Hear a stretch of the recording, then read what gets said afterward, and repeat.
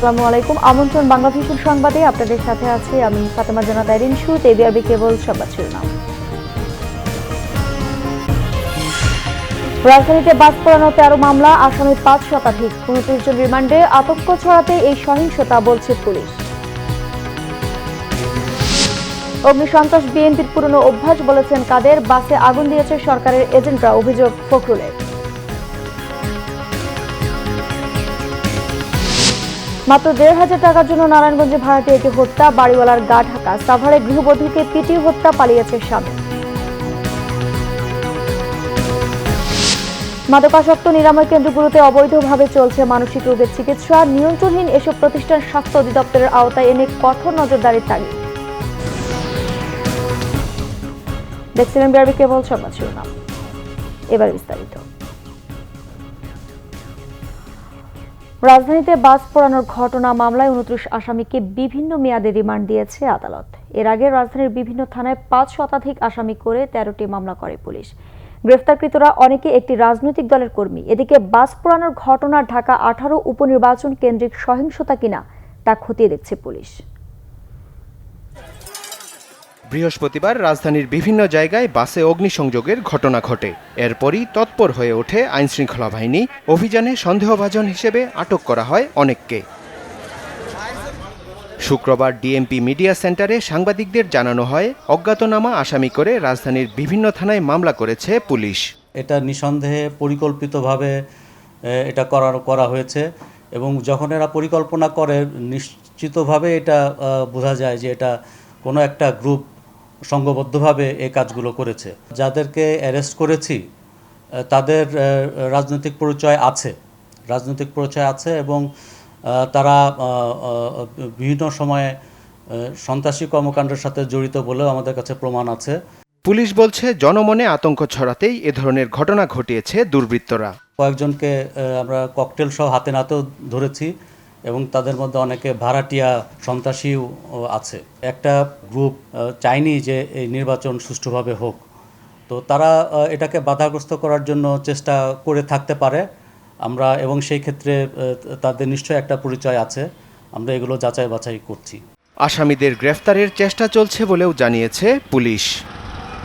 Riyad Talukdar, Bangla vision, Dhaka. প্রধানমন্ত্রী শেখ হাসিনার সভাপতিত্বে আওয়ামী লীগের স্থানীয় সরকার মনোনয়ন বোর্ডের সভা অনুষ্ঠিত হয়েছে।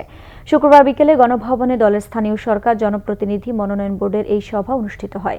শেখ ফজলুল করিম সেলিম, তোফায়েল আহমেদ, আমির হোসেন আমু, ওবায়দুল কাদের সহ স্থানীয় সরকার জনপ্রতিনিধি মনোনয়ন বোর্ডের সদস্যরা উপস্থিত ছিলেন। সভায় ৭টি উপজেলা, ৫টি পৌরসভা ও ১৫টি ইউনিয়ন পরিষদের দলীয় প্রার্থীর মনোনয়ন চূড়ান্ত করা হয়। বিএনপির অগ্নিসন্ত্রাস বরদাস্ত করা হবে না, হুঁশিয়ারি দিয়েছেন আওয়ামী লীগের সাধারণ সম্পাদক ওবায়দুল কাদের। বলেছেন, জনগণকে সাথে নিয়ে এসবের দাঁত ভাঙা জবাব দেওয়া হবে। বিএনপিকে নাশকতামূলক কর্মকাণ্ড থেকে সরে আসারও আহ্বান তার।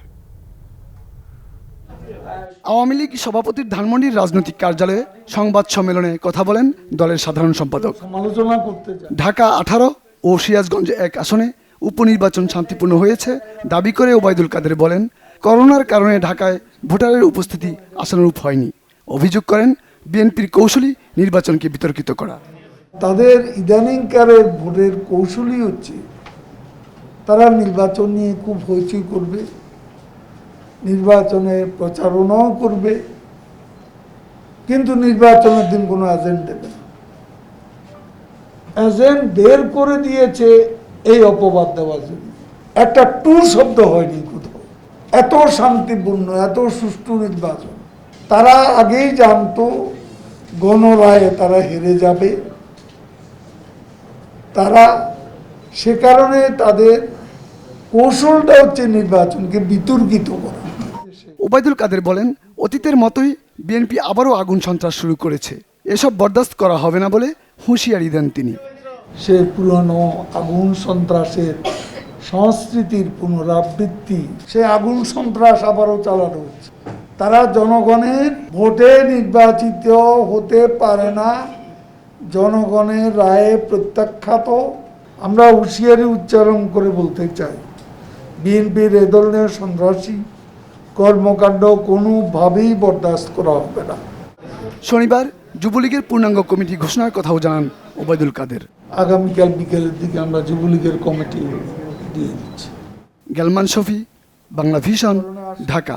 রোধে যথাযথ আন্দোলন দানা বাঁধার শঙ্কায় সরকারের এজেন্টরা বাজ পুড়িয়ে বিএনপির উপর দোষ চাপাচ্ছে, অভিযোগ বিএনপি মহাসচিব মির্জা ফখরুল ইসলাম আলমগীরের। রাজধানীতে বাজ পোড়ানোর ঘটনার ন্যাক্কারজনক মন্তব্য করে এর তীব্র নিন্দা জানান তিনি। মির্জা ফখরুল বলেন, বাধা বিপত্তি সত্ত্বেও বিএনপির চেয়ারপারসন বেগম খালেদা জিয়া রাজনীতিতে সক্রিয় আছেন। বৃহস্পতিবার রাজধানীর বিভিন্ন জায়গায় অন্তত 9টি বাসে আগুন দেয় দুর্বৃত্তরা। মাত্র কয়েক ঘন্টার ব্যবধানে পরিকল্পিতভাবে কারা হঠাৎ এতগুলো বাস পোড়ালো এ ব্যাপারে নিশ্চিত হতে পারেনি আইনশৃঙ্খলা বাহিনী। তবে যাদের দিকে সন্দেহের তীর সরকারের, সেই দলটির মহাসচিব মির্জা ফখরুল ইসলাম আলমগীর জানিয়েছেন, বিএনপিকে চাপে ফেলতেই তাদের উপর দোষ চাপানো হচ্ছে।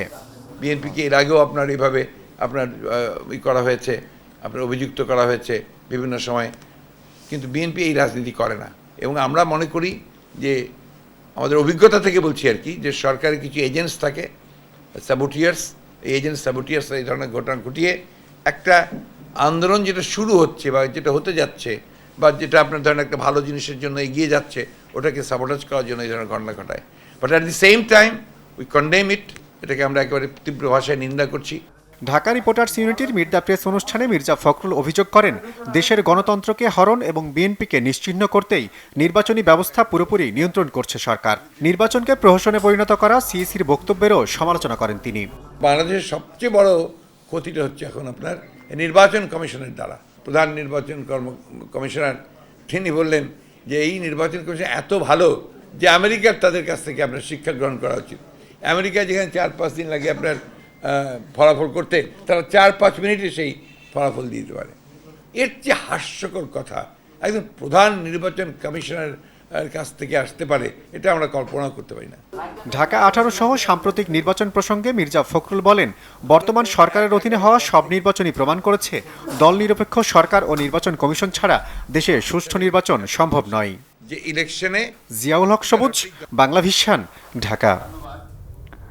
মাত্র 1,500 টাকা বকেয়া বাড়ি ভাড়ার জন্য নারায়ণগঞ্জের শহরে এক ব্যক্তিকে পিটিয়ে হত্যার অভিযোগ উঠেছে বাড়িওয়ালার বিরুদ্ধে। ঘটনার পর থেকে বাড়িওয়ালা পলাতক। এদিকে সাভারে এক গৃহবধূকে পিটিয়ে হত্যার অভিযোগ স্বামীর বিরুদ্ধে, স্বামী পলাতক। নারায়ণগঞ্জ ও সাভার প্রতিনিধির পাঠানো রিপোর্ট। নারায়ণগঞ্জ শহরের নলুয়াপাড়ায় বকেয়া ভাড়া নিয়ে ভাড়াটিয়া মোহাম্মদ আমিনের সাথে কথা কাটাকাটি হয় বাড়িওয়ালা রানা মিয়ার। এক পর্যায়ে আমিন ও তার স্ত্রীকে মারধর করে বাড়িওয়ালা ও তার লোকজন। পরে আমিনের বাবা মেহেদি হাসানের কাছে পাওনা টাকা দাবি করে রানা, কিন্তু ছেলে ও ছেলের বউকে মারধরের প্রতিবাদ করেন তিনি। এতে আরও ক্ষিপ্ত হয়ে তাকেও মারধর করে বাড়িওয়ালা রানা। আহত অবস্থায় আমিনের বাবাকে হাসপাতালে নেওয়া হলে চিকিৎসক মৃত বলে জানায়। 10-12 জন লোক আসছে, তোর পোয়াই মা আসছে, ভাই তোরে মারুন, এটা বললে আমার মামার লাথি মেরা হয়েছে বুকের ভিতরে। লাথি মারার পরে ঠিক আছে, আমার মামা নিচে পড়ে গেছে, পড়ার পরে ঠিক আছে, এরপরে 2টা দাপড়ান দিয়েছে, হাসপাতাল নিতেই মারা গেছে। এ ঘটনায় ক্ষোভ প্রকাশ করে অভিযুক্তদের সর্বোচ্চ শাস্তি চেয়েছেন এলাকাবাসী।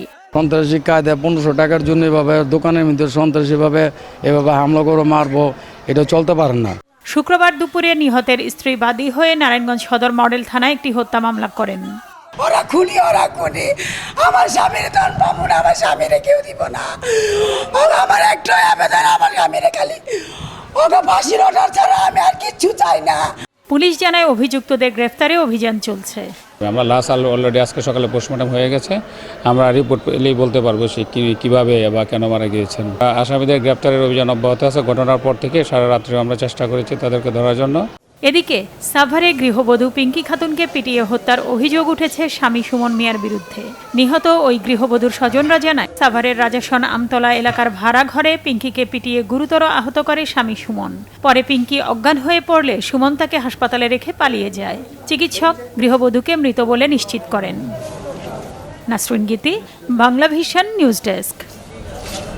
এদিকে সিনিয়র এএসপি আনিসুল করিম শিপন হত্যার সুষ্ঠু বিচার ও দায়ীদের ফাঁসির দাবি জানিয়েছেন জাহাঙ্গীরনগর বিশ্ববিদ্যালয়ের শিক্ষক ও শিক্ষার্থীরা। জাতীয় প্রেসক্লাবের সামনে এক মানববন্ধনে তারা বলেন, জাহাঙ্গীরনগর বিশ্ববিদ্যালয়ের সাবেক শিক্ষার্থী শিপনকে ঠান্ডা মাথায় খুন করা হয়েছে। প্রশ্ন তোলেন, লাইসেন্স ছাড়াই এরকম একটি হাসপাতাল কিভাবে পরিচালিত হয়ে আসছিল? এটা প্রশাসনের স্পষ্ট ব্যর্থতা বলে মন্তব্য করেন তারা। বক্তারা দাবি জানান, হাসপাতাল নামের এসব কসাইখানা এখনই বন্ধ করতে হবে। শিপনের হত্যাকারীদের সর্বোচ্চ শাস্তি নিশ্চিত করতে হবে, আলটিমেটাম দেন শিক্ষক ও শিক্ষার্থীরা। সম্প্রতি রাজধানীর মোহাম্মদপুরের একটি বেসরকারি ক্লিনিকের কর্মচারীদের হাতে খুন হন সিনিয়র এএসপি আনিসুল করিম শিপন। দেশের মাদকাসক্ত নিরাময় কেন্দ্রগুলোতে অবৈধভাবে চলছে মানসিক রোগের চিকিৎসা। নিয়ন্ত্রণহীন এসব চিকিৎসা কেন্দ্রগুলোকে স্বাস্থ্য অধিদপ্তরের আওতায় এনে কঠোর নজরদারির তাগিদ দিয়েছেন মনোরোগ চিকিৎসক ডাক্তার হেলাল উদ্দিন আহমেদ। এদিকে কাউন্সেলিং বিশেষজ্ঞরা বলছেন, শক্তি প্রয়োগ করে মানসিক রোগীকে শান্ত করার প্রক্রিয়াটি অমানবিক ও অবৈজ্ঞানিক।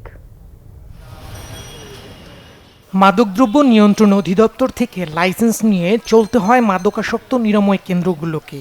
শুধুমাত্র মাদকাসক্তদের চিকিৎসা দেওয়ার কথা থাকলেও এসব সেন্টারে মানসিক রোগীদের ভর্তি করানো হয়। চিকিৎসা পদ্ধতি ভিন্ন থাকায় মাদকাসক্ত নিরাময় কেন্দ্রকে মানসিক রোগীদের চিকিৎসার অনুমতি দেওয়া হয় না। একটি মাদকাসক্ত নিরাময় কেন্দ্রে কমপক্ষে 10টি বেড থাকতে হবে। প্রতি 10 জন রোগীর জন্য একজন এমবিবিএস চিকিৎসক এবং একজন নার্স থাকার বিধান রয়েছে। 10 থেকে 30 জন রোগীর জন্য একজন মনোরোগ চিকিৎসককে নিয়োগ দিতে হবে। 10 জন রোগীর জন্য 4 থেকে 5 জন ওয়ার্ড বয় রাখার নির্দেশনা রয়েছে। এছাড়া একাধিক অক্সিজেন সিলিন্ডার, পাকস্থলী পরিষ্কারক যন্ত্র সহ বিভিন্ন যন্ত্র এবং ফায়ার সার্ভিস অ্যান্ড সিভিল ডিফেন্সের ছাড়পত্র নিতে হবে। কোনো রোগীকে বেসরকারি মাদকাসক্ত নিরাময় কেন্দ্রে ভর্তি করানোর আগে অভিভাবকদের এসব বিষয় যাচাই করে নেওয়া উচিত বলে মনে করেন সংশ্লিষ্টরা। কখনো তারা প্রচণ্ড উত্তেজনা অবস্থায় থাকে, অনেক উত্তেজনা অবস্থায় থাকে, তখন তাদেরকে আমাদের কিছু আশ্বাস দিয়ে হলো যে আপনি আমাকে কিছুক্ষণ কোঅপারেট করেন, কিছুক্ষণ আমাদের সাথে থাকেন, আমরা হয়তো আপনাকে পরে ছেড়ে দিব। দীর্ঘমেয়াদী কাউন্সেলিং, এটা 1, 2, 3, 10 দিনের ব্যাপার না, দীর্ঘমেয়াদী। আমরা এখান থেকে রিলিজ দেওয়ার পরেও তাদেরকে আমরা উৎসাহিত করি আপনারা আমাদের কাছে আসেন, কাউন্সেলিং আওতায় থাকেন। মানসিক রোগী উশৃঙ্খল আচরণ করবে, এটাই স্বাভাবিক। এই কারণে তাকে হাসপাতালে নেওয়া হয়। মানসিক হাসপাতালের স্বাস্থ্য পরিচর্যা কতটুকু বৈজ্ঞানিকভাবে পরিচালিত হচ্ছে তা নিবিড়ভাবে পর্যবেক্ষণের আওতায় আনা জরুরি। এই মাদকাসক্তি নিরাময় কেন্দ্রের লাইসেন্সিং কর্তৃপক্ষ হচ্ছে মাদকদ্রব্য নিয়ন্ত্রণ অধিদপ্তর। কিন্তু যখন সেখানে মানসিক রোগের চিকিৎসা দেওয়া হবে, অর্থাৎ সেটি হাসপাতাল হিসেবে পরিগণিত হবে, সেটির কর্তৃপক্ষ কিন্তু লাইসেন্সিং কর্তৃপক্ষ হচ্ছে আমাদের স্বাস্থ্য অধিদপ্তর। ফলে প্রত্যেকটি হাসপাতালের ক্ষেত্রে আমরা বলবো যে দ্বৈত লাইসেন্সিংয়ের প্রয়োজন রয়েছে, যদি না সেখানে শুধুমাত্র মাদকাসক্তির চিকিৎসা দেওয়া হয়। যদি দক্ষ প্রশিক্ষিত হ্যান্ডেলার না থাকে, দক্ষ প্রশিক্ষিত ওয়ার্ড বয় না থাকে, তাহলে কিন্তু এই বল প্রয়োগ করে তাদেরকে শান্ত করতে হয়। এটি কিন্তু সম্পূর্ণ অমানবিক এবং অবৈজ্ঞানিক। সুতরাং আমরা বলবো যারা এই মানসিক রোগীদেরকে চিকিৎসার আওতার ভেতরে থাকবেন, চিকিৎসক, নার্স, মানসিক রোগ বিশেষজ্ঞ, ওয়ার্ড বয়, সবাইকে কিন্তু এই বিষয়গুলো জানতে হবে। প্রতিটি হাসপাতালে মানসিক রোগের চিকিৎসার জন্য একটি শক্তিশালী সেল গড়ে তোলার তাগিদ বিশেষজ্ঞদের। দীপন দেওয়ান, বাংলা ভিশন, ঢাকা। বাফার গুদাম না থাকায় পাবনার নগরবাড়ি ঘাট এলাকায় বিদেশ থেকে আমদানি করা হাজার হাজার টন ইউরিয়া সহ বিভিন্ন ধরনের সার স্তূপ করে রাখা হয়েছে খোলা আকাশের নিচে। রোদ বৃষ্টিতে মাসের পর মাস এভাবে পড়ে থাকায় নষ্ট হচ্ছে সারের গুণগত মান। ঝাঁঝালো গন্ধের স্বাস্থ্য ঝুঁকিতে স্থানীয়রা। পাবনা প্রতিনিধি আকিনুল ইসলাম রেমনের রিপোর্ট। বিসিআইসি ও বিভিন্ন আমদানিকারক চীন, মিশর, সৌদি আরব ও তিউনিশিয়া সহ বিভিন্ন দেশ থেকে ইউরিয়া, ডিএপি, এমওপি ও টিএসপি সার সমুদ্রপথে নিয়ে আসে চট্টগ্রাম বন্দরে। সেখান থেকে নৌপথে উত্তরাঞ্চলের বিভিন্ন জেলায় পাঠানোর জন্য পাবনার নগরবাড়ি ঘাটে নেওয়া হয় এসব সার। উত্তরাঞ্চলের 14টি বাফার গুদামে মজুদ আছে প্রায় 1,25,000 মেট্রিক টন ইউরিয়া সার। সেগুলোতে জায়গা না হওয়ায় যমুনা নদীর পশ্চিম পাড়ে খোলা আকাশের নিচে মাটিতে স্তূপ করে রাখা হয়েছে হাজার হাজার মেট্রিক টন সার। এছাড়াও খালাসের অপেক্ষায় ঘাটে নোঙর করে আছে অনেক জাহাজ। স্তূপ করা সারের ঝাঁঝালো গন্ধে দূষিত হচ্ছে এলাকার পরিবেশ। সারের যে ঝাঁঝালো গন্ধ আর যে গ্যাস, মানে ঘর থেকে বের হওয়ার মতো কোনো পরিবেশ নেই। রাস্তায় বের হবেন আপনি, যেখানে যেখানে সার রাখে, মানে জায়গা নষ্ট তো নষ্টই, প্লাস মানুষের যে পরিমাণ ক্ষতি হচ্ছে, মানুষ ঠিক মতো নিঃশ্বাস নিতে পারতেছে। গোডাউন না থাকার কারণে জাহাজে মাল থাকলে পারে চিটাংটেন ছাড়ার পর 10 দিন কি 12 দিন টাইম থাকে। 10 দিন 12 দিন পার হওয়া গেলে পারে এই জাহাজে লাগে ড্যামারেজ দেওয়া লাগে। এই ড্যামারেজ দেওয়ার কারণেই উপরে জায়গা নাই, মালিক মহাজন এখন এইসব জায়গায় ডাম করতেছে মাল। পরিবেশের মধ্যে অতটা মারাত্মক তেমন বিরূপ ক্ষতি না হলেও কিন্তু সার গলে যে পার্শ্ববর্তী জমিগুলোর ফসলের কিছুটা ক্ষতি হয়। সমস্যা সমাধানে বাফার গুদাম নির্মাণ কাজ দ্রুত শেষ করার দাবি জানিয়েছেন ব্যবসায়ীরা।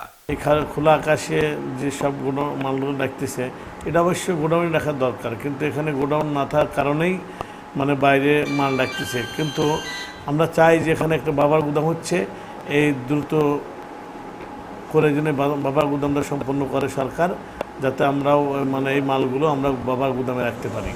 সার রাখার সুষ্ঠু ব্যবস্থাপনা চাই পাবনাবাসী। Bangla vision news desk. Corona ভাইরাসে প্রাণহানির সংখ্যা আগের দিনের তুলনায় বেড়েছে। কোভিডে আক্রান্ত হয়ে নতুন করে মারা গেছেন আরও ১৯ জন। এর মধ্যে ১৩ জন পুরুষ আর ৬ জন নারী। শুক্রবার স্বাস্থ্য অধিদপ্তরের প্রেস বিজ্ঞপ্তিতে জানানো হয় ১৩,৫৩৯ জনের নমুনা পরীক্ষায় নতুন শনাক্ত হয়েছে ১,৭৬৭ জন। এ পর্যন্ত আক্রান্ত হয়েছে মোট ৪,২৮,৯৬৫ জন। নতুন ১৯ জন সহ দেশের করোনায় প্রাণহানির সংখ্যা দাঁড়ালো ৬,১৫৯ জন। নতুন ১,৫১৯ সহ মোট সুস্থ হয়েছেন ৩,৪৬,৩৮৭ জন। সবশেষ তথ্য অনুযায়ী করোনায় প্রাণহানির হার ১.৪৪%, আর শনাক্তের হার ১৩.০৫%। নন্দিত কথা সাহিত্যিক হুমায়ুন আহমেদের ৭২তম জন্মবার্ষিকী উদযাপন হলো নানা আয়োজনে। এই উপলক্ষে গাজীপুরের নুহাশপল্লীতে বৃহস্পতিবার রাতে তার সমাধিতে ১,০০১টি মোমবাতি প্রজ্বলন করা হয়। সকালে লেখকের কবরে শ্রদ্ধা নিবেদন, জিয়ারত ও রুহের মাগফিরাত কামনায় দোয়া করেন তার দুই পুত্র নিশাদ ও নিনিত সহ পরিবারের অন্য সদস্য, ভক্ত, পাঠক ও শুভানুধ্যায়ীরা। পরে লেখকের মুরালের সামনে কেক কাটা হয়। এ সময় মেহের আফরোজ শাওন বলেন, নতুন প্রজন্ম বিশেষ করে এই করোনাকালে হুমায়ুন আহমেদের লেখা পাঠ করছেন এবং তার লেখার ভেতরকার রস, বোধ ও মানবিকতার সাথে পরিচিত হচ্ছেন, এটা বিস্ময়কর। এদিকে হুমায়ুন আহমেদের জন্মস্থান নেত্রকোনায়ও নানা আয়োজনে জন্মদিন পালন হয়েছে। এ উপলক্ষে পাঠক আড্ডার উদ্যোগে শহরের সাতপাই এলাকা থেকে একটি আনন্দ শোভাযাত্রা বের হয়। এবার ক্লেমন খেলা সংবাদ।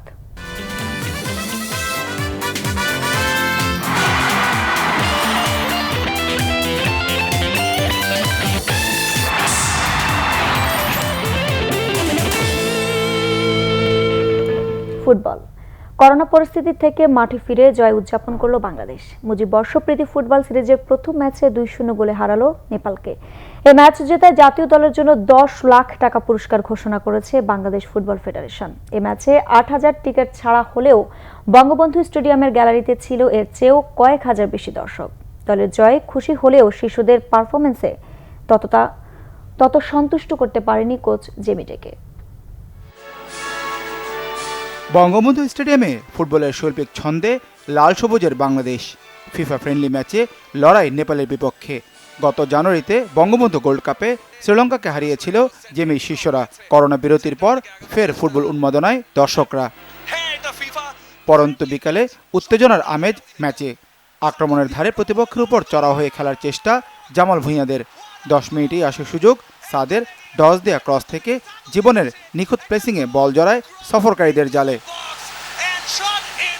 পিছিয়ে পড়ে ঘুরে দাঁড়াতে মরিয়া নেপাল, তবে সমতায় ফেরার সুযোগটা কাজে লাগাতে পারেনি হিমালয় পুত্ররা। বিফলে যায় স্বাগতিকদেরও ব্যবধান বাড়ানোর চেষ্টা। বিশ্বজিতের থ্রো থেকে লক্ষ্যভ্রষ্ট তপুর হেড, মানিকের দূরপাল্লার জোরালো শট দারুণ দক্ষতায় প্রতিহত করেন নেপালের গোলরক্ষক। ফিরিয়ে দেন তপু বর্মনের নিখুঁত ফ্রি কিকও। ম্যাচের তখন ৮০ মিনিট। সোহেলের লম্বা পাসে প্রতিপক্ষের রক্ষণের সামনে বল পান ফাঁকায় থাকা শফিল। দুর্দান্ত গতিতে পরাস্ত করেন ডিফেন্ডারদের, বোকা বানান গোলরক্ষককেও। লাল সবুজদের দ্বিতীয় গোলে উল্লাসের ঢেউ গ্যালারিতে। ১০ মাস পর ফুটবল প্রত্যাবর্তনে জামাল ভুঁইয়াদের পারফরমেন্সে তীক্ষ্ণ নজর কোচ জেমির। বিশ্বকাপ বাছাইয়ে কাতার ম্যাচের প্রস্তুতিতে নেপালের বিপক্ষে ম্যাচ দুটি বেশ গুরুত্বপূর্ণ তার কাছে। প্রথম ম্যাচটা জেতায় স্বস্তির হাসি জেমির মুখে। দুটি গোলই খুব ভালো হয়েছে। এরপরও আরও কয়েকটা গোল হতে পারত, কিন্তু হয়নি। দীর্ঘ বিরতি দিয়ে খেলতে নেমে ফুটবলারদের স্বাভাবিক খেলা সহজ নয়। প্রথমার্ধে ভালো ছিল, কিন্তু দ্বিতীয়ার্ধ নিখুঁত ছিল না। এই জয়ে ভেসে যাচ্ছি না। ম্যাচে কারো চোট হয়নি, এটা ভালো ব্যাপার। সামনে আরও কঠিন ম্যাচ, কাতারের মাঠে খেলতে হবে। সাফ ফুটবল এবং এসএ গেমসে দুটি ম্যাচে নেপালের কাছে হেরেছিল বাংলাদেশ। তাই প্রতিশোধ নেওয়া আর ব্যর্থতা থেকে ঘুরে দাঁড়াতে হোম সিরিজের চ্যালেঞ্জ জামাল ভুঁইয়াদের। মঙ্গলবার দ্বিতীয় ম্যাচে লড়বে বাংলাদেশ ও নেপাল। ২০১৫ সালে নেপালের বিপক্ষে জয় পেয়েছিল বাংলাদেশ। এরপর পরাজয়ের ব্যর্থতায় সমালোচনা। ৫ বছর পর আবারও নেপালের বিপক্ষে জয়ে উচ্ছ্বসিত জেমির দল। করোনা স্থবির থেকে প্রায় ১০ মাস পর মাঠে ফিরে প্রথম আন্তর্জাতিক ম্যাচেই সাফল্য বাংলাদেশের। মানিক মাহমুদ, বাংলা ভিশন, বঙ্গবন্ধু জাতীয় স্টেডিয়াম, ঢাকা। সংবাদ শেষ করব, বিআরবি কেবল শিরোনামগুলো আরেকবার দেন। রাজধানীতে বাস পোড়ানোর 13 মামলা, আসামি 5 শতাধিক, 29 জন রিমান্ডে। আতঙ্ক ছড়াতে এই সহিংসতা, বলছে পুলিশ। অগ্নিসন্ত্রাস বিএনপির পুরনো অভ্যাস, বলেছেন কাদের। বাসে আগুন দিয়েছে সরকারের এজেন্টরা, অভিযোগ ফখরুলের।